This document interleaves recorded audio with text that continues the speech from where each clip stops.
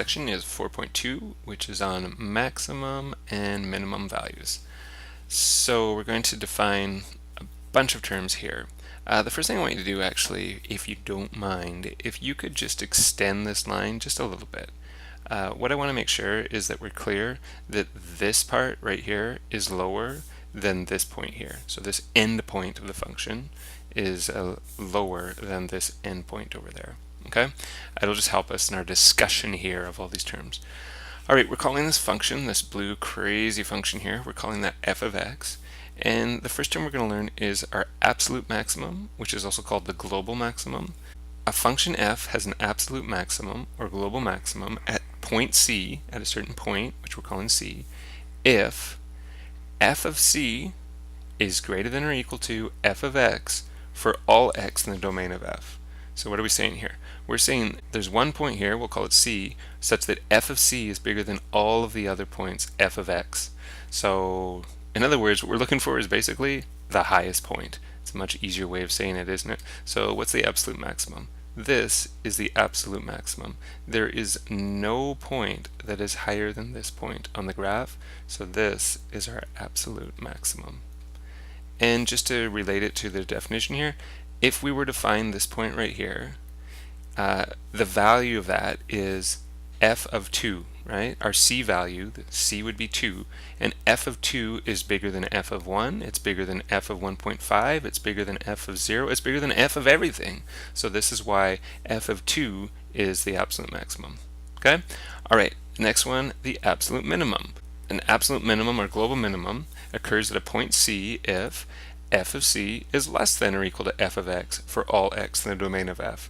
In other words, you're looking for the lowest point. So which would that one be?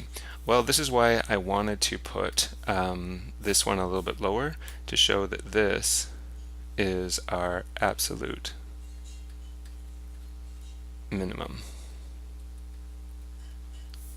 Okay, unless what?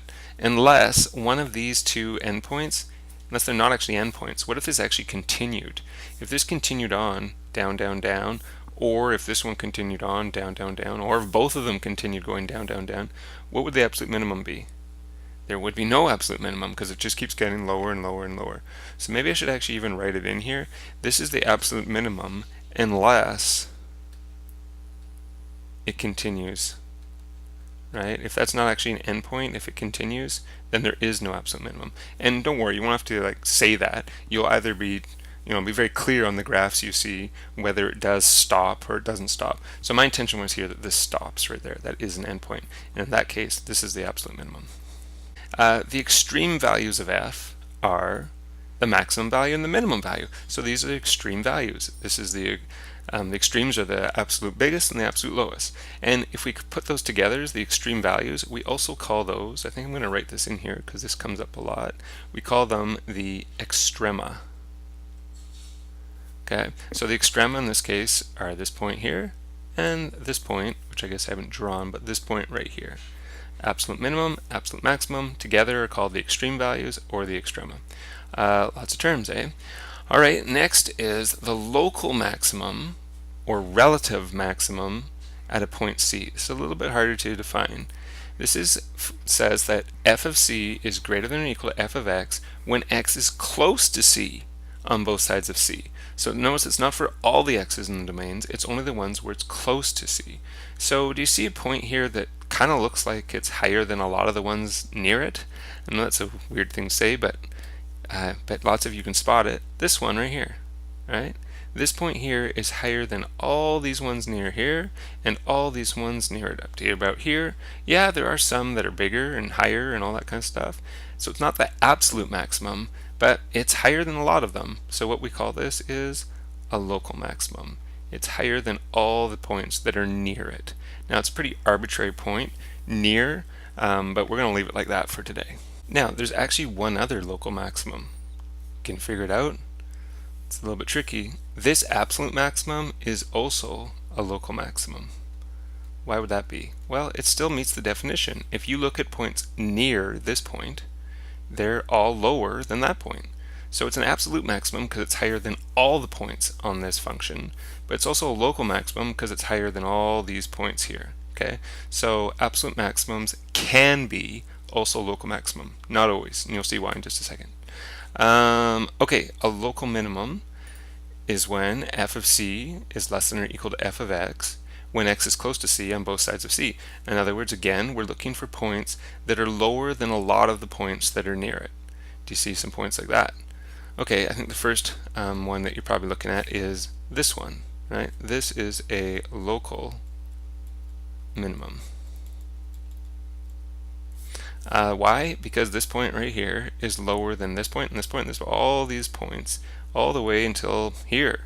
And it's also lower than all these points all the way to about there. That's a lot of points. So it's lower than all the ones that are close to it. It's a local minimum.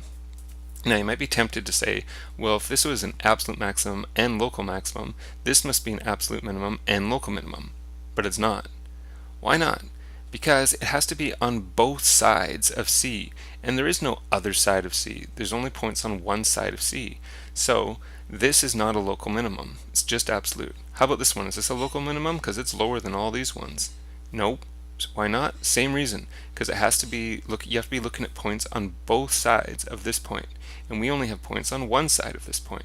So I think I might actually add a notation here, and what I want to say is that endpoints, so this is an endpoint and this is also an endpoint over here, right, can be absolute extrema, right? Like this one's an absolute minimum, so that's good, but not local extrema. So it will never be the case where you have an endpoint and it's called a local minimum or a local maximum. Okay, so there you go. We've done all the different maxima and minima, or all the extrema in this particular function. Now, when we have the graph in front of us, it's not too hard, although it's a little tricky, to find the maxima and minima. What if we didn't have the graph? How could we find the maximum and minimum values if we just had the function written out in function form? How are we going to do it? Well, the key is you're going to consider the tangent lines. For example, if we go back up here, let's draw some of the tangent lines at these particular points here. So this point right here, what's the tangent line look like? It looks like this. It's horizontal. How about the tangent line here? This. It's horizontal. What about the tangent line here? You cannot draw a tangent line here, right? This is, if you remember, we said if you have a cusp like that, there's no tangent line there. So I'm actually going to write here no tangent line. So what we end up with is Fermat's theorem, named after Pierre de Fermat, who did much amazing work in mathematics. And it states that if f has a local maximum or a minimum at point C, then either f prime of C, in other words, the derivative at that point, is 0. Where's that? Here and here, right? A derivative of 0 means the slope of the tangent line is 0. So why don't I write that in there? F prime of C equals 0 here, and f prime of C equals 0 at this particular one too. Or the other possibility is f prime of C does not exist, and that would be this one here, where there's no tangent line. That means f prime of C does not exist. So hopefully these notes, I'm writing a lot here, but I'm hoping you're understanding what I'm talking about. This is how you're going to figure out where the local maximum or minimum are. Find where the derivative equals 0 or does not exist at all. And this brings us to something that's very, very important. You're going to use a lot in this course. It's called critical numbers. Critical numbers is a number, C, in the domain of f such that either f prime of C equals 0 or f prime of C does not exist. Oh, it's almost exactly the same as what we wrote up here. Basically, what that's saying is when you find some points that have a derivative equal to 0 or doesn't exist at all, we're going to call them critical numbers. Okay? Now, that's how you find the local maximum or minimum. How are you going to find the absolute maximum or minimum? Well, the absolute maximum minimum, remember, are either local minimum, like this one of the local minimum was an absolute maximum or minimum, or the other thing it could be is an endpoint. So we have to include the endpoints when we're in our hunt for the absolute maximum minimum. So if we have a closed interval from A to B, including A and including B, and we want to find the absolute maximum and absolute minimum values, what you're going to do is, first of all, you're going to find the values of f at the critical numbers of f in the interval a to b, not including a and b. Okay? Then you're going to find the values of f at the endpoints. In other words, you're going to evaluate f of a and f of b. And then the largest of the values from these two steps is the absolute maximum. The smallest of the values is the absolute minimum. So that might sound a little bit complicated. Let's go through one example, and I think you'll get it here. By the way, before we get into the example, is it possible to have more than one absolute maximum or more than one absolute minimum? What do you think? Let's draw a graph and to see whether it's true or not. So let me just draw a graph here. Is it possible to draw some function that has more than one absolute maximum? Sure. What if I did this and I made this point here exactly the same height as this point here? How many absolute maximum does it have? 2. 1, 2. How many absolute minimum does it have? Well, if I draw this even nicer, let's say I made this exactly the same height as this, which is the same height as that. I think I messed it up. But if I made this exactly the same, I would have an absolute minimum here, here, here. So you can have many, many absolute maximum, absolute minima. Same thing with local. You can have lots of maximum, minima. Okay, with that said, let's do this example. Find the absolute maximum minimum values of this function, and it's over this closed interval right here. Right, here's our function, and we're only interested in this function from x values of negative 3.5 up to x values of 1. So the first step it says to do here is to find the values of f at the critical numbers of f in the interval a, b, not inclusive. So this is by far the biggest part of the question. First thing we have to do is we have to find the derivative. So let's do that. We're finding f prime of x using the sum rule and the power rule. We can do this. Bring the 3 down, 3x squared. Bring the 2 down, 12x. Bring the 9, I guess. And then that's it. This is just a constant, so the derivative is equal to 0. So I'm just going to write here that the first step we did is we took the derivative. I'll put take derivative. And the second thing we do is we find the critical numbers. So to remember how we find the critical numbers? The critical numbers are the points in the domain such that either the derivative is equal to 0 or the derivative does not exist. So if we go back here, we're interested in when does this derivative, this 3x squared plus 12x plus 9, when does that equal 0 or when does it not exist? Well, this is going to always exist. When it's not going to exist if you end up stuff like square roots or fractions and you have denominators like x plus 2, then it wouldn't exist when x is negative 2, right? But if it's just a simple polynomial like this, it's always going to exist. So you just have to worry about when's it going to equal 0. Okay, how do we solve that? We factor. Take out a 3, you're left with x squared plus 4x plus 3 equals 0. You can just cancel the 3 here, right? If you divide both sides by 3, then that'll just cancel out, and 0 divided by 3, still 0. Then we're going to factor the trinomial. We get x plus 3, x plus 1 equals 0. And so we know that x can either equal negative 3 or x can equal negative 1. These are our critical numbers, negative 3 and negative 1. We're still working on this first step up here. It says find the values of f at the critical numbers. So now that we found the critical numbers, we have to find f of negative 3 and f of negative 1. Notice we're not finding f prime of negative 3. We're not going to plug negative 3 back into here. What would that equal if I did? 0. You should know that. What would it equal if I put negative 1 into here? 0. Where I'm putting those numbers is back up here into the original function. So if I put negative 3 in there, I get negative 3 all cubed plus 6 times negative 3 squared plus 9 times negative 3 plus 1. Okay, negative 3 cubed is negative 27. Negative 3 squared is 9 times 6 is 54. 9 times negative 3 is negative 27 plus 1. Hey, this is nice. Negative 27 cancel out the 54. We're left with 1.